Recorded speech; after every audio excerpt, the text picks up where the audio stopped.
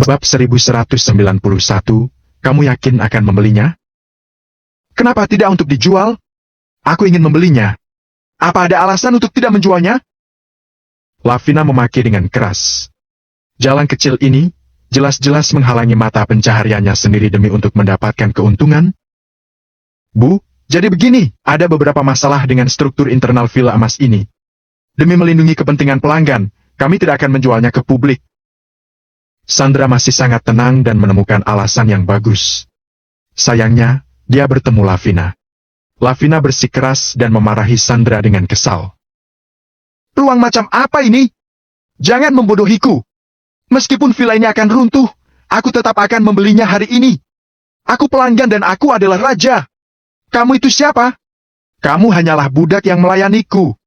Apapun yang aku suruh untuk kamu lakukan, kamu harus melakukannya. Berani-beraninya kamu melawan? Aku sudah menghargaimu. Kamu harus sadar diri. Lavina sangat cemas. Villa emas. Yang bisa dipajang di halaman depan brosur itu pasti villa utama. Tinggal di villa itu artinya menjadi pemilik paling terhormat dari seluruh Bukit Barat. Seberapa terhormatnya hal ini? Menurut Lavina, karena dirinya tadi memarahi Sandra, maka Sandra pun merasa kesal dan sengaja membuat unar. Kata-kata kejam Lavina tersebut membuat orang-orang di sekitarnya memandang tidak senang pada Lavina. Orang macam apa ini? Apa dia orang kaya baru? Dengan sejumlah uang di tangannya, dia datang untuk mempermalukan seorang gadis? Sandra menggertakkan gigi, menahan amarah, dan berusaha keras untuk mengendalikan emosinya. Ada apa? Lantaran Agam mendengar suara Lavina, dia pun langsung menghampiri. Hei, Agam, apa yang kamu lakukan di sini? Ada apa? Kamu tidak melamar sebagai staf penjualan, tapi melamar menjadi satpam? Tanya Ferdi dengan sinis. Maya bersembunyi di belakang Ferdi, berpura-pura ketakutan. Ferdi memeluk Maya dan memandang Agam dengan tatapan menantang, seolah-olah menunjukkan bahwa dia adalah pemilik sah dari Maya. Agam tidak menghiraukannya. Dia menatap Sandra dan bertanya. Mereka ingin membeli villa emas? Benar. Sandra mengangguk sedikit. Agam, apa kamu tidak terkejut? Villa emas adalah villa termahal di Bukit Barat. Lihat, Ferdi ingin membelinya. Bagaimana denganmu? Kamu saja masih berpikir kalau rumah seluas 100.000 meter persegi terlalu mahal. Ejek Lavina. Bibi, jangan terlalu keras padanya. Sebuah rumah yang hampir bernilai 200 miliar. Dengan kemampuannya sendiri, jangankan di kehidupan sekarang, sekalipun dia hidup 10 kali lagi, dia tetap tidak akan mampu membelinya. Ejek Ferdi. Mempermalukan Agam di depan banyak orang dan melampiaskan kejengkelan di depan ratu yang dikejar Agam, membuat Ferdi merasa sangat senang. Agam menatap Lavina dalam-dalam dan berkata, Bibi, ini terakhir kalinya aku memanggilmu Bibi. Ada masalah dengan villa emas ini dan kamu tidak bisa membelinya. Apa kamu yakin ingin membelinya? Apa yang kamu bicarakan? Ferdi bisa memberikan kebahagiaan pada putriku. Bisakah aku, seorang ibu ini, menghentikannya?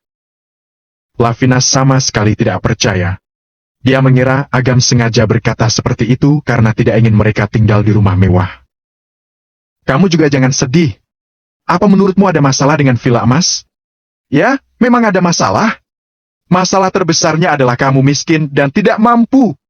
Sebagai manusia, kamu harus belajar mengenali statusmu sendiri. Kamu tidak buruk. Pulang ke kampung halaman dan menikahi seorang janda pedesaan adalah yang terbaik bagimu.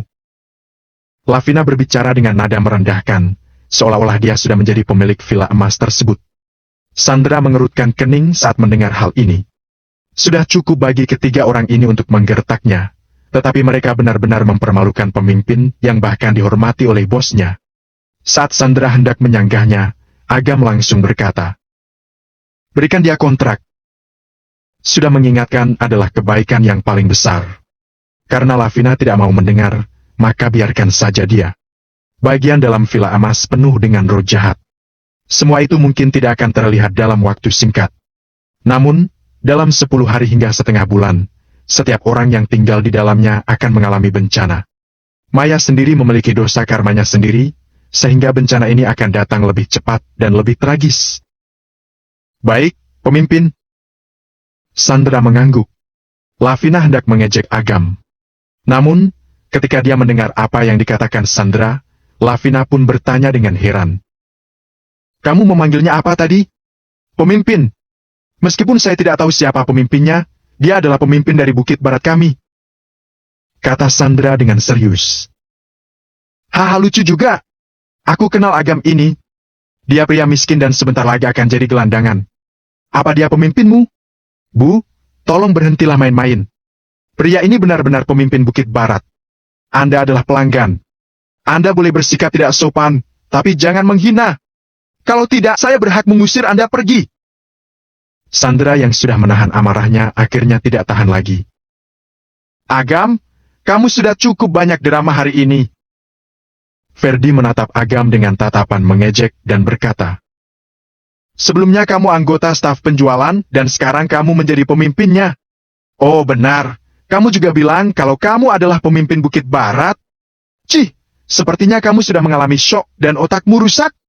Bagaimana kalau aku meminjamkanmu uang agar kamu bisa pergi ke dokter ahli otak? Jangan, Ferdi. Dia bahkan tidak punya pekerjaan. Kalau kamu meminjamkan uang padanya, apa yang akan dia gunakan untuk mengembalikan uangmu? Ejek Lavina. Diam, kalian semua! Terdengar suara penuh amarah dari kejauhan. Gerald berjalan cepat bersama kepala staf penjualan dan yang lainnya. Orang-orang ini memiliki aura yang kuat. Terutama Gerald. Pada saat ini, tatapan matanya bahkan terlihat lebih tajam. Ketika para tamu di ruang penjualan, staf penjualan dan para pelayan melihat orang-orang ini, mereka menjadi terlalu takut untuk bernapas. Saat terjadi perselisihan di sini, Agam sudah lebih dahulu datang. Mereka tidak bisa bereaksi apalagi mengejar kecepatan Agam. Pada akhirnya, saat Gerald mendekat, dia mendengar Ferdi mempermalukan Agam bersama ibu dan anak itu. Hal tersebut membuat Gerald merasa sangat marah. Bahkan, Master Leluhur Bintang saja menghormati Agam. Agam adalah orang yang bisa langsung membunuh roh iblis dalam hitungan detik. Siapa orang-orang ini hingga begitu berani mempermalukannya? Ferdi sangat kesal ketika mendengar seseorang memarahinya. Namun, ketika melihat Gerald mendekat, tiba-tiba saja seolah senyuman muncul di wajah Ferdi. Melihat sikap angkuh Gerald, ketakutan yang tidak dapat dijelaskan langsung muncul dan firasat buruk juga muncul secara diam-diam dalam diri Ferdi. Ibu dan anak itu juga terkejut dengan aura Gerald. Lavina langsung bereaksi. Tidak benar. Lavina adalah tamu dan pemilik, jadi apa yang dia takutkan? Beberapa orang yang datang kemari paling-paling adalah penjaga keamanan. Jadi, kenapa dia mesti takut pada mereka? Siapa kalian semua? Kami di sini untuk membeli villa. Apa kalian berani menyerangku? Tanya Lavina dengan sombong. Para pemimpin di belakang tiba-tiba menjadi sangat marah. Fatan yang berada di samping, langsung menunjukkan niat membunuh di matanya. Dia tidak keberatan untuk membunuh orang yang telah mempermalukan kepala keluarganya. Diam! Dia ini adalah kepala keluarga Suhardi. Kepala staf penjualan ingin mengatakan sesuatu, tetapi Gerald mengangkat tangan untuk mencegahnya. Gerald menatap Lavina dengan tatapan dingin dan berkata, kamu boleh mengatakan kalau aku ini bukan siapa-siapa, tapi kamu tidak boleh mempermalukan Pak Agam. Lagi-lagi Pak Agam. Lavina melirik Agam dan berkata dengan nada mengejek. Kamu menghabiskan banyak uang untuk melakukan drama ini dengan baik. Apa kamu pikir kalau kamu melakukan ini semua, kamu bisa mendapatkan balasan dari cinta putriku? Kamu salah. Kamu bahkan tidak mampu membeli rumah di sini. Putriku juga tidak akan pernah menikah dengan pemuda miskin sepertimu. Lavina mengatakan semua itu dengan sengaja. Terus terang, hal tersebut untuk membuat Ferdi senang. Makin baik suasana hati Ferdi, makin rela dia membelanjakan uang untuk mereka berdua. Setelah berkata seperti itu, Lavina kembali menatap Ferdi. Lavina mengira dia akan melihat Ferdi tersenyum. Namun, Lavina justru melihat Ferdi memelototinya dengan marah. Tatapannya itu seolah ingin menelan dirinya hidup-hidup. Lavina tertegun. Dia sendiri tidak mengatakan sesuatu yang salah. Apa mungkin dia kurang emosional tadi? Bab 1192, Pak Agam adalah bosnya. Ferdi, aku baru tahu kalau kamu juga ada di sini. Kenapa? Kamu membawa wanita ini untuk membuat masalah? Kata-kata dingin Gerald membuat Lavina tercengang. Yang tidak disangka Lavina adalah Ferdi tidak berani marah. Ferdi justru tersenyum dan berkata, "Pak Gerald, ini wilayah Anda. Saya di sini hanya untuk membeli rumah, jangan marah." "Pak Gerald?" Dia bos besar Bukit Barat. Baik Lavina maupun Maya, mereka sama-sama merasa terkejut. Lalu, apa maksud orang yang kamu bawa ini menghina Pak Agam? Gerald mencibir. Saya. Mulut Ferdi bergerak-gerak. Orang yang bisa disebut Pak oleh Gerald pasti memiliki status yang sangat tidak biasa. Ferdi tidak pernah menyangka jika Agam memiliki hubungan yang begitu dekat dengan Gerald. Ferdi, bukankah kamu bilang kamu punya hubungan yang baik dengan bos Bukit Barat? Jelaskan padanya. Lavina mulai berkeringat. Jelaskan apanya? Ferdi sangat marah hingga ingin memarahi Lavina. Jika Ferdi memiliki hubungan yang baik dengan Gerald, dia dapat membeli rumah melalui orang dalam. Lantas, mengapa Ferdi harus datang dan memilih rumah sendiri? Wanita tua ini benar-benar sama seperti orang-orang yang biasa ada di pasar. Dia bahkan tidak bisa melihat siapa orang yang berada di depannya itu. "Aku bukan bosnya," kata Gerald dengan tenang ketika mendengar kata-kata Lavina. Sekarang giliran Ferdi yang tertegun. Dia pun bertanya dengan bingung. "Pak Gerald, bagaimana bisa Anda bukan bosnya?" Lavina sangat senang. "Kamu bukan bosnya? Lantas kenapa kamu berlagak di sini?" "Hehe, tentu saja aku bukan bosnya. Bos Bukit Barat sudah dipermalukan olehmu. Kamu bilang dia tidak mampu membeli rumah dalam 10 masa kehidupannya. Selain itu, orang miskin seperti Pak Agam hanya bisa menikahi gadis desa." Gerald mencibir. Dengan lambaian tangannya, kepala staf penjualan langsung mengeluarkan dokumen pemegang saham pengelola perumahan tersebut. Ferdi, Maya, dan Lavina menjulurkan kepala mereka untuk melihatnya. Pandangan mereka menjadi gelap dan mereka hampir jatuh pingsan. Nama pemegang saham 100% Bukit Barat ini adalah Agam Tama. Mengingat Agam tidak menyukai publisitas, maka Gerald tidak mengumumkan kabar tersebut kepada para pemegang saham, kecuali beberapa pimpinan inti. Tidak ada yang tahu jika Bukit Barat sudah berpindah tangan. Saat ini, beberapa pejabat tinggi dan pengusaha kaya ada di sekitar. Bahkan, Sandra sendiri juga tidak bisa mempercayainya. Perlu diketahui, sebelum Iremi mengalami kecelakaan, Gerald sangat mempercayainya. Bahkan, sebelum kecelakaan itu, Gerald juga hanya meminta Iremi untuk menuliskan nama, bukan transfer 100%. Perbedaan kontrak ini membeberkan terlalu banyak berita. Yang paling jelas adalah rasa hormat Gerald kepada Agam. Sekali sebut Pak Agam saja sudah bisa langsung dilihat. Kontrak ini adalah bukti yang paling kuat. Pada saat ini, wajah Ferdi memerah. Ketika bertemu Agam sebelumnya, Ferdi melontarkan berbagai ejekan dan hinaan, seperti staf penjualan, satpam, dan lain-lain. Bahkan, Ferdi juga membual dan mengatakan jika dia kenal dengan bos di sini. Dia membual mati-matian. Alhasil, dirinya bukanlah apa-apa dibanding Agam. Bisa dibilang, Ferdi tahu apa yang dimaksud dengan harga diri terluka itu. Yang sekarang bahkan lebih kejam dari kemarin.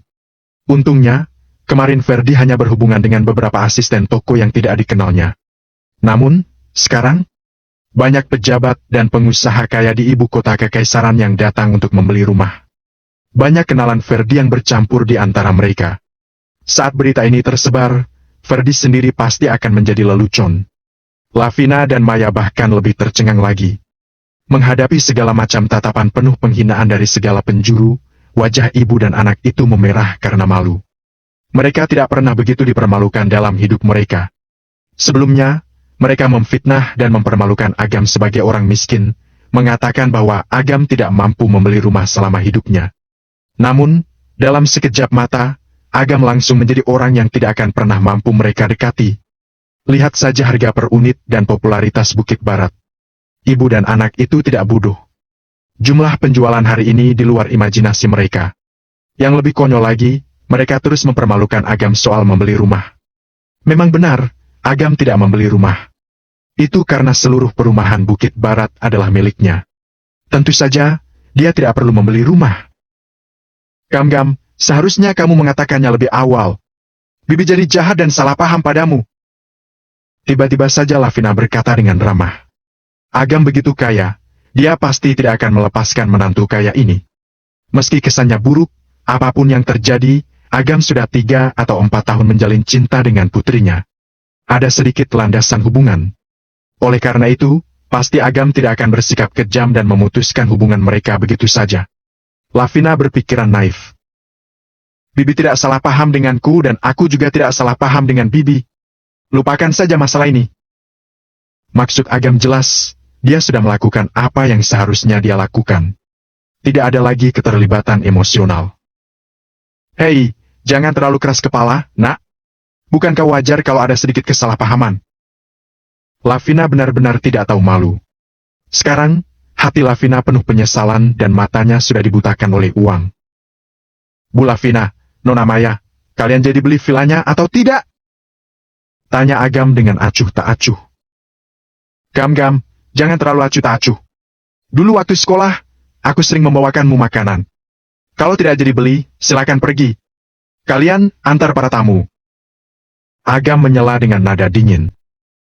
Agam, jangan keterlaluan. Melihat situasinya tidak bisa lagi diubah, Lavina pun langsung berkata dengan marah. Ferdi, lihat betapa putriku menyukaimu. Dia bersamamu, sama sekali bukan karena uang. Kalau tidak, dia pasti bersedia menjalin hubungan dengan Agam sejak lama. Bukankah seharusnya kamu memberinya kejelasan? Lavina menoleh ke arah Ferdi.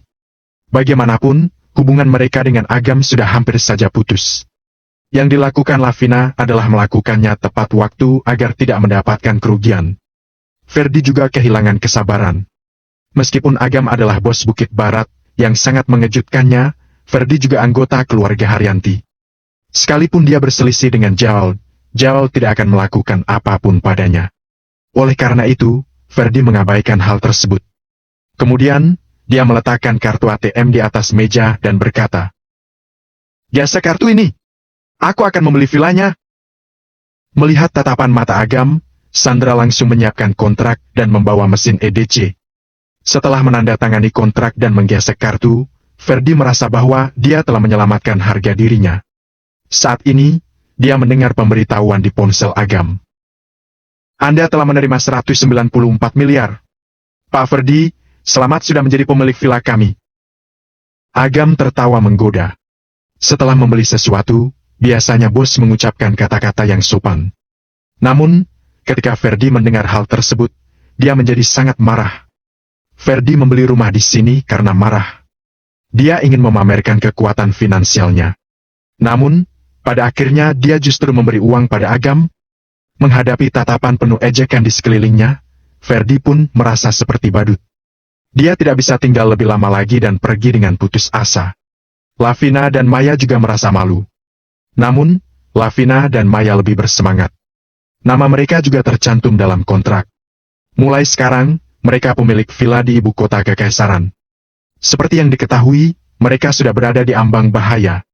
Setelah ketiganya pergi, Jawad meminta orang-orang itu untuk bubar. Bos?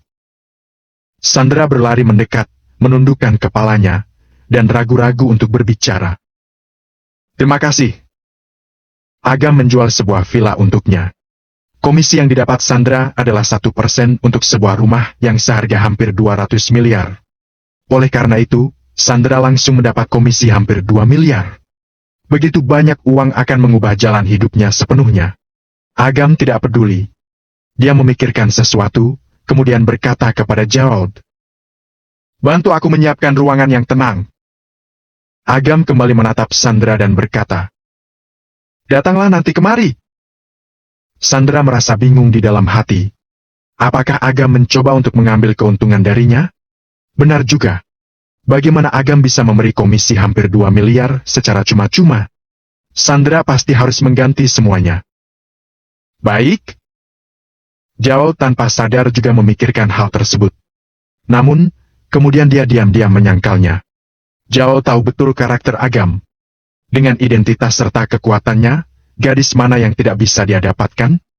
Tidak perlu menggunakan trik sekecil itu untuk mempersulit gadis yang baru lulus. Bab 1193, aku bisa menyelesaikannya untukmu. Agam, bukankah kamu hendak menutup villa emas? Kenapa kamu menjualnya? Setelah meninggalkan kantor penjualan dan berjalan di luar, Jawal langsung bertanya dengan penasaran. Alasan kenapa aku ingin menutupnya adalah karena aku tidak ingin villa itu menyakiti orang yang tidak berdosa. Tapi, ketiga orang itu berdosa. Agam mencibir. Lantas, kalau mereka terpengaruh roh jahat, bukankah mereka akan menimbulkan masalah bagi orang lain? Tidak. Asal-usul roh jahat itu ada di villa. Roh jahat itu mengikuti takdir, bukan orang. Dengan kata lain, meskipun ada orang lain yang tinggal di villa, roh jahat dan bencana hanya akan mengikuti mereka bertiga. Mendengar kata-kata Agam, Jawal tidak kuasa menahan rasa sedihnya terhadap Ferdi dan dua wanita itu. Agam sudah memberi mereka kesempatan. Dia juga mengatakan kepada mereka dengan jelas untuk tidak membeli villa tersebut. Namun, mereka tetap ingin membelinya. Ini tipikal orang yang suka mencari dan meminta masalah sendiri. Setelah beberapa saat, rumah itu sudah siap. Agam masuk ke dalam ruangan dan melihat Sandra sedang berdiri di ruangan itu. Agam baru saja menutup pintu. Sebelum mengatakan sesuatu, Sandra langsung berlutut di depan Agam. Apa yang kamu lakukan? Agam terkejut dan dengan cepat membantu gadis itu berdiri. Pak Agam, uang ini sangat penting bagi saya. Anda dapat meminta saya melakukan apa saja, tapi bisakah Anda melepaskan saya? Sandra terseduh-seduh. Matanya memerah karena menangis. Kampung halaman Sandra miskin. Pemikiran keluarganya bahkan lebih terbelakang lagi. Sandra harus menjaga tubuhnya tetap suci. Jika tidak, orang tua dan adik laki-lakinya akan mati. Agam tidak tahu harus tertawa atau menangis. Kamu salah paham. Aku memintamu untuk datang bukan tanpa alasan. Kontrak itu baru saja ditandatangani olehmu. Kamu mungkin terkontaminasi dengan dosa karma. Oleh karena itu, aku memintamu datang untuk mencegah bahaya tersembunyi ini. Apa kamu mengerti maksudku? Agam tidak berbicara omong kosong. Dia menyalurkan kekuatan pahala ke dalam tubuh Sandra. Benar saja. Sebuah tanda yang tidak terlihat ditemukan di tubuh gadis itu. Setelah tanda yang tak terlihat itu tumbuh dan berkembang, Sandra akan mengalami nasib yang menyedihkan. Setelah Agam melepaskan tanda tersebut, dia meminta Sandra keluar. Sandra menatap punggung Agam dan tertegun. Wajah Sandra langsung memerah hingga semerah darah. Dasar Sandra, bisa-bisanya dia mengira Pak Agam begitu buruk. Saat ini, ponsel Sandra berdering. Bu? Sandra menjawab telepon dengan agak enggan. Sandra, minggu depan adikmu akan dioperasi. Biaya operasinya 1 miliar. Menurutmu, kapan kamu bisa mendapatkannya? Sandra merasa agak getir. Uang sebanyak itu bisa membuatnya gila jika tidak ada Agam yang membantunya. Bu, aku akan mengirimkan uangnya sesegera mungkin. Baiklah, tapi dari mana kamu mendapatkan uang itu? Kamu tidak akan. Tidak, Bu. Baguslah kalau tidak. Desa kita sudah dilindungi oleh Kuntoro Nayaka selama ratusan tahun. Kamu dipilih sebagai gadis pengorbanan untuk mengabdi padanya. Kalau tubuhmu tidak suci lagi, seluruh desa akan mati. Kamu dengar? Bu, aku mengerti. Sandra tersenyum pahit. Sandra juga berpendidikan tinggi. Namun, dia tahu jika Kuntoro ini jelas bukan penipu. Kuntoro memang orang yang benar-benar memiliki kekuatan abadi. 3 tahun lalu, seorang gadis di desa itu juga terpilih sebagai gadis pengorbanan. Pada akhirnya, gadis tersebut jatuh cinta di luar dan melakukan hubungan tidak senonoh dengan laki-laki tersebut. Setelah kejadian itu terungkap, keluarga tersebut mengalami bencana dan semuanya meninggal secara tragis. Sandra tidak berani membangkang. Demi keselamatan keluarganya, dia hanya bisa menerima takdirnya. Agam kembali ke kantor penjualan. Jawal menunggu di tempatnya. Masih ada beberapa orang lagi di sekitar. Orang-orang ini tidak tampak beringas, tetapi mereka bisa memberikan sensasi penindasan yang kuat kepada semua orang. Yuslan juga ada di sana. Hanya saja dia dalam keadaan buruk. Wajahnya pucat dan matanya menghitam. Yuslan belum tidur sejak terakhir mereka bertemu. Agam, ada hal mendesak yang harus aku tangani. Aku tidak bisa menemanimu di sore hari. Kuharap kamu bisa memaafkanku. Jawal berjalan menghampiri Agam dan meminta maaf padanya. Bukit Barat pada dasarnya baik-baik saja dan tidak ada yang perlu dikhawatirkan. Oleh karena itu, Agam meninggalkan perumahan tersebut dan kembali ke sekolah. Jawal, kamu begitu baik pada pemuda itu. Pemuda ini kelihatannya biasa-biasa saja, tidak ada yang istimewa. Ketika Agam pergi, beberapa bos langsung menatap Jaol. Kecuali pada Yuslan, Jaol tidak memberitahukan kekuatan Agam dan Jaol juga tidak menjelaskan apapun. Jaol menatap Yuslan dan berkata, "Yuslan, kita adalah saudara di sini. Kalau keluarga Quest mengalami kesulitan, kami bisa membantumu. Jadi, sebaiknya kamu katakan saja." Bos lainnya juga melihat ke arah Yuslan. Mereka semua adalah komunitas yang penting. Sekarang, keluarga Quest sedang menghadapi musibah, jadi mereka harus membantu.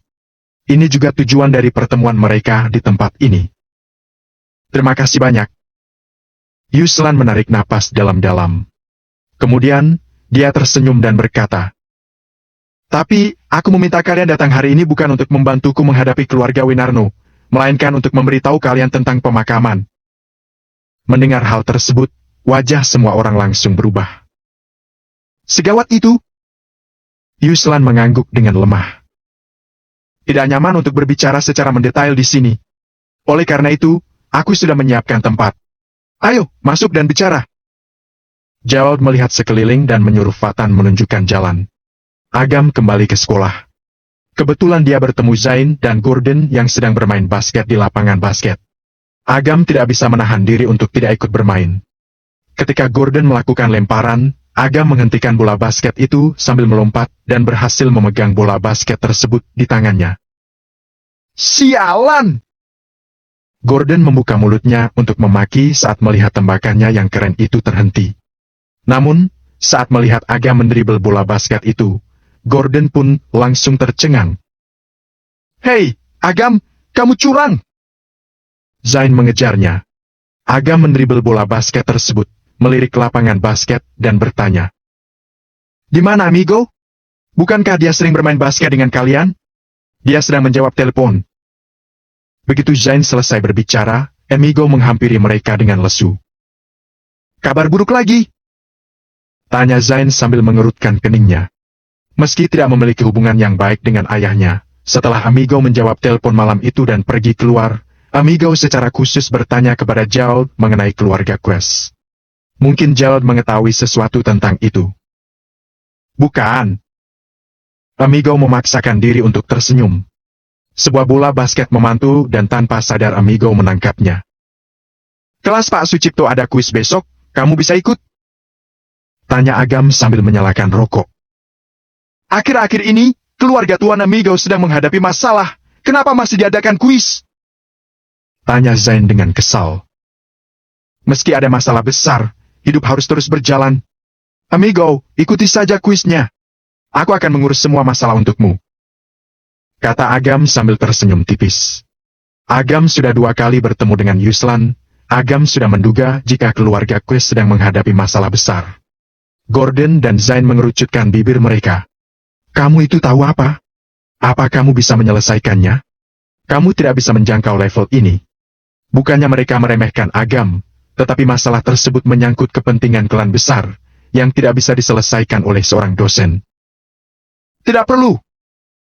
Dengan wajah muram, Amigo melempar bola basket itu ke arah Agam. "Terserah, tapi kalian tidak boleh melewatkan kuis yang akan diadakan besok. Kalian semua harus hadir." Kata Agam sambil melirik Zain dan yang lainnya. Bab 1194, tidak sengaja melihat. Zain berkata dengan tidak senang. "Pak Agam, mengapa kamu memaksa begitu? Kami tidak masalah, tapi Tuan Amigo. Kalau dia bisa menyelesaikan masalah dengan tidak ikut ujian, untuk apa dia bermuka masam begitu?" Agam berkata dengan suara datar. Dia juga berusaha melindungi Amigo. Dalam hal ini, alih-alih membantu, Amigo malah akan menambah kekacauan. Menjaganya di sekolah adalah tanggung jawab Agam sebagai guru. Adapun masalah keluarga Quest, Agam benar-benar tidak tahu apa yang telah terjadi. Akan tetapi, dia sudah menawarkan bantuan. Keluarga Quest akan menerimanya atau tidak, itu urusan mereka. Jika mereka tidak mau, Agam juga tidak akan memaksa membantu. Ketiganya tercengang. Meskipun kata-kata Agam agak tidak berperasaan, itu memang kebenaran. 3 lawan 1? Agam bertanya sambil tersenyum dan menepuk bola basket. "Sial, ayo!" Amigo menahan amarahnya dan perlu mencari tempat untuk melampiaskannya. Gordon diam-diam mengeluarkan ponselnya. Zain bertanya. Apa yang kamu lakukan? Memanggil orang. Halo, kalian panggil beberapa tim ke sini. Panggil 27 orang. Ya, 1 lawan 30. Tak lama kemudian, situasi aneh muncul di lapangan basket.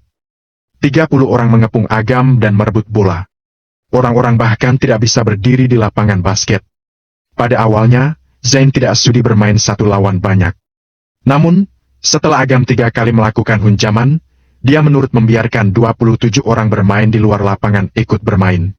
Saat malam hari, Agam menelpon bibinya dan bertanya makan malam hari ini. Dia diberitahu bibinya masih di luar dan akan pulang sebentar lagi. Kebetulan setelah bermain bola sepanjang sore, badannya berkeringat.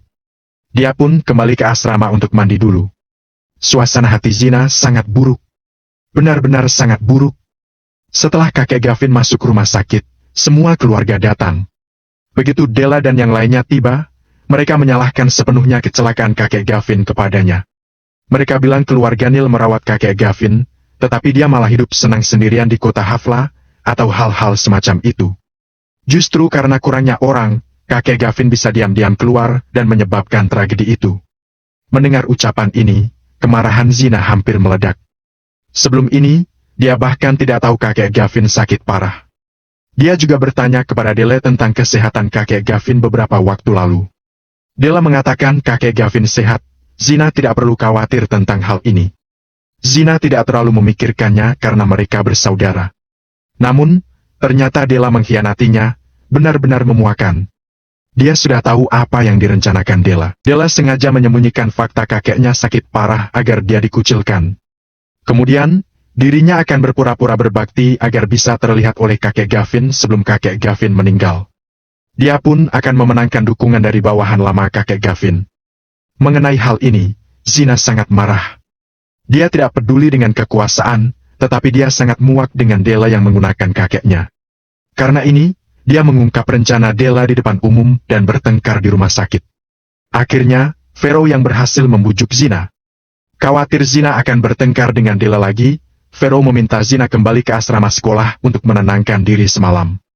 Mereka akan membicarakan hal ini lagi besok. Setelah kembali, Zina duduk sendirian di ruang tamu.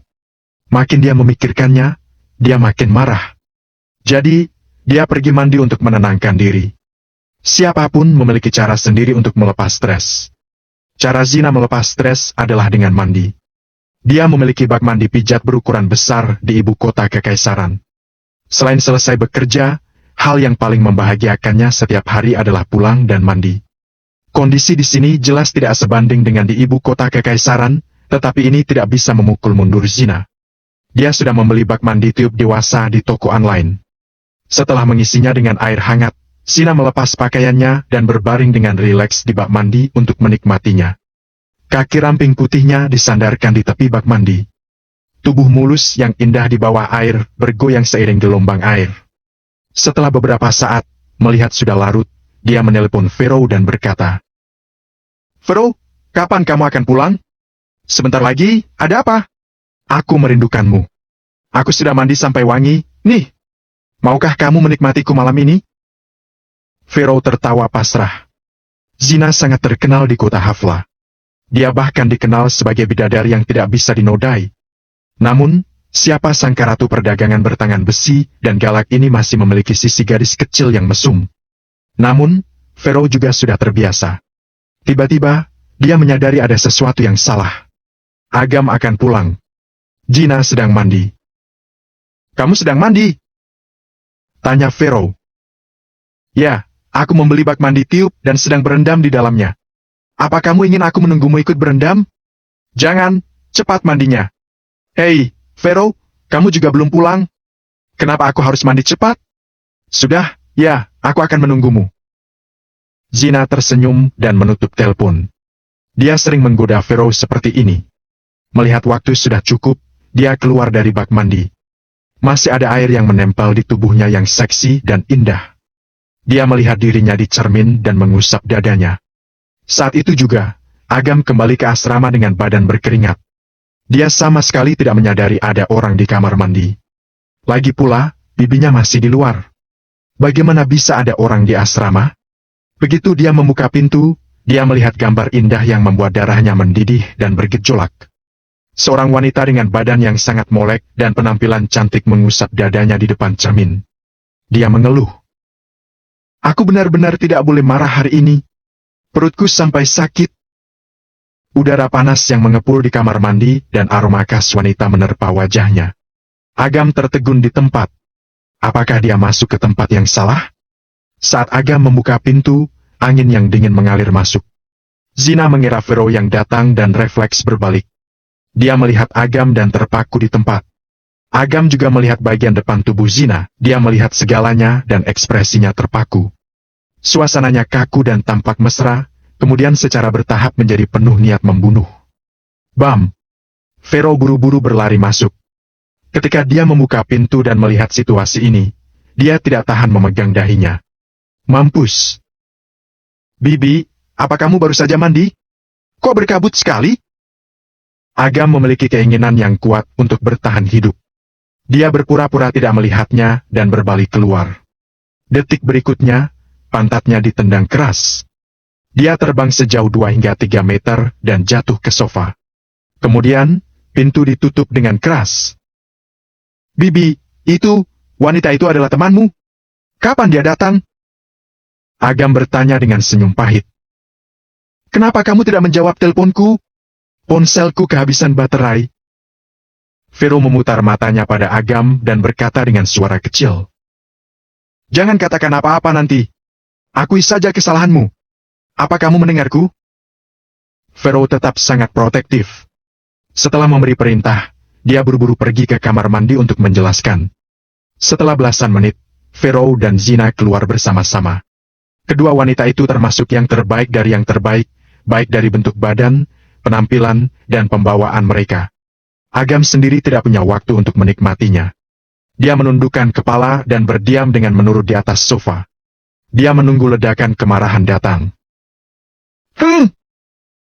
Zina duduk dengan kesal di seberang Agam. Dia melipat kakinya yang ramping dan matanya sepertinya bisa membunuh orang.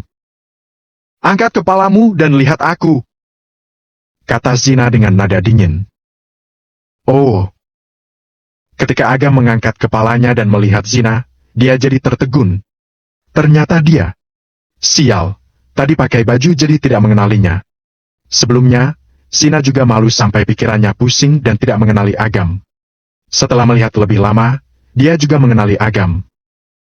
Ternyata kamu. Agam dan Zina berkata serempak. Sekarang giliran Vero yang tertegun. Kalian saling kenal? Ya. Zina mengangguk perlahan. Kak Vero, dia yang membawa kakekku ke rumah sakit. Bab 1195, Hukuman Brutal. Suasana hati Zina sangat rumit. Sepanjang hidupnya, ini pertama kalinya tubuhnya dilihat oleh lawan jenis. Awalnya, dia tidak berniat menyelesaikannya seperti ini saja. Namun, jika itu Agam, ini beda masalah lagi. Pertama, Agam adalah keponakan Vero. Kedua, Agam menyelamatkan kakeknya.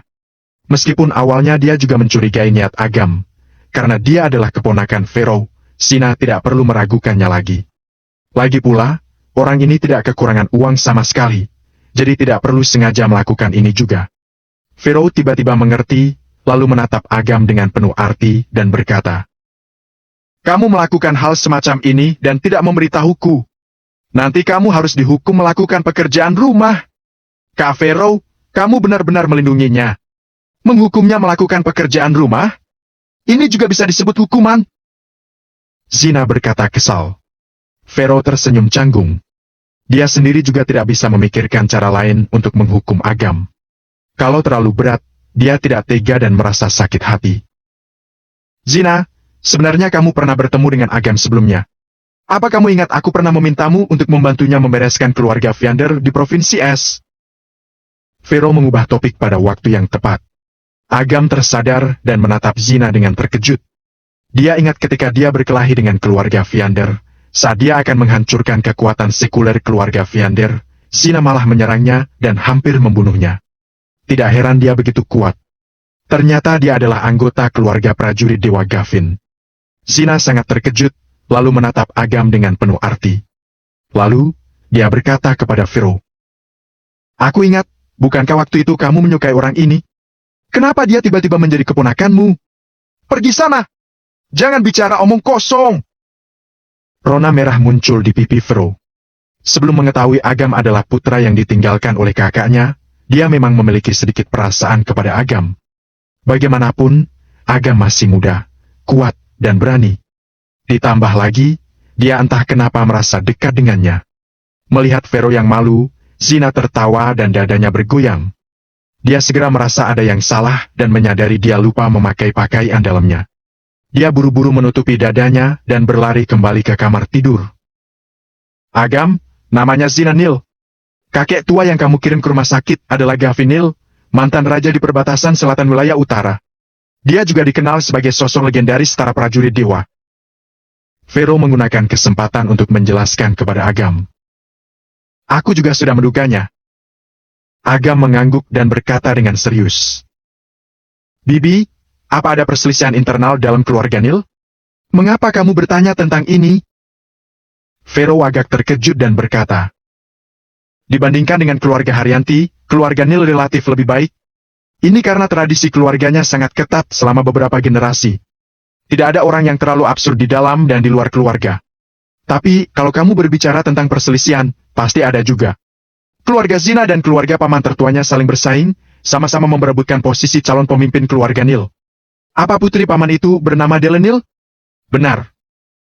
Agam mengangguk sambil berpikir.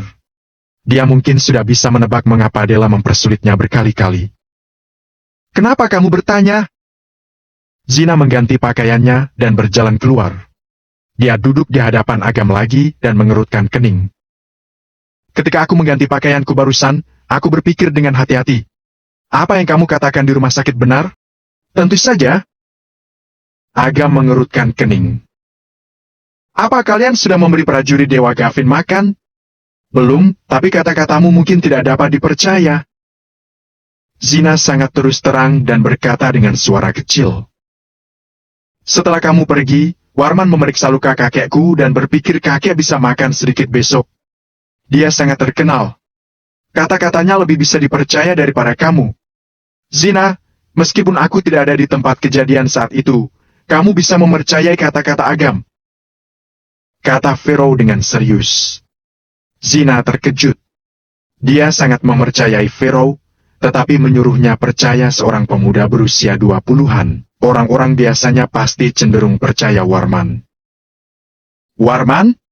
Aku pernah bertemu dengannya. Apa dia disebut dokter dewa? Agam bertanya sambil tersenyum. Ya, melihat sikapmu, kamu sepertinya memandang rendah dia. Zina bertanya dengan sembrono sambil mengangkat alisnya. Aku bukan rendah diri. Metode pengobatannya tidak bagus. Kata Agam sambil menggelengkan kepalanya. Tidak perlu membahas metode pengobatannya dulu. Warman ini lebih peduli dengan reputasinya daripada menyelamatkan orang. Orang seperti itu tidak bisa menanggung tanggung jawab besar.